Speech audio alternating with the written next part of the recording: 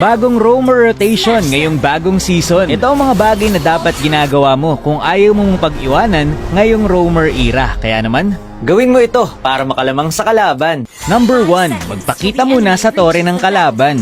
So sa early game, bumili ka muna ng boots at magpa-vision sa tore ng kalaban. Kapag tore ang unang nakakita sa'yo, tapos nagkaroon ka ng vision sa kalaban, magkaka-gold ka pero yung roamer nila ay hindi. So yan, kung makikita nyo dito, nagka-gold at XP ako pero yung kalaban hindi. So lamang na agad ako sa kanya. Kapag kasi nagkakitaan lang kayo ng roamer ng kalaban, pares kayong magkaka-gold at XP. So hindi na malaki ang impact nito sa game.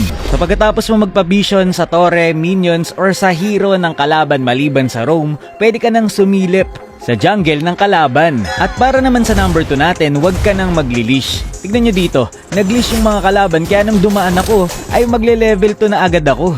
So imbes na makatulong sila, ay napalevel lang nila ako. Number 3, 5-second rule. Kapag may vision ka na sa kalaban, mag-out ka muna. Tapos mag-antay ka ng 5 seconds. Kagaya dito.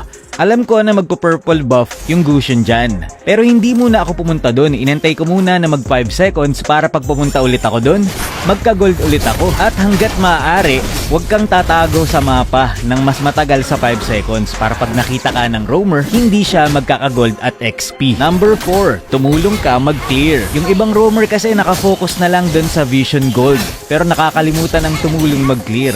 Malaking bagay kapag tumulong ka mag-clear sa mid lane nyo kasi magkaka-gold at XP ka rin dyan. After mong mag-clear, saka ka na pumunta sa jungler ng kalaban o kaya dumalaw sa kakampi.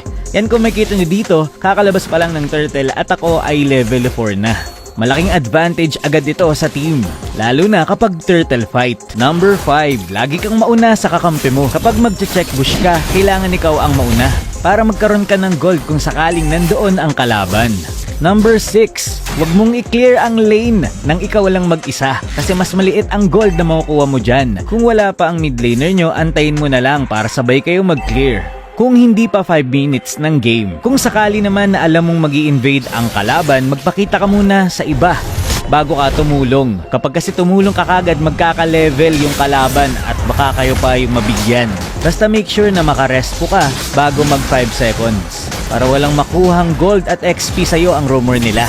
So i-summarize lang natin ang early game rotation sa roamer. So sa early, magpakita ka muna sa mapa, pwede ka magpa-vision sa tore or minions, wag lang sa roamer nila. Tapos pwede ka nang sumilip sa farm nila. Pagkatapos nun, tulungan mo ulit mag-clear ang mid lane nyo at saka ka naman sumilip ulit sa jungler ng kalaban. Pagkatapos nun, pwede ka nang dumalaw sa kakampi mo at tulungan mo silang mag-clear para mabilis kang lumevel. Kapag ganito ang ginagawa nyo, makakalamang agad kayo. Tingnan nyo dito, yung Rafaela nila ay level 3 pa lamang, ako ay level 5 na. So yun, sana nakatulong. Maraming salamat sa panonood and to God be the glory.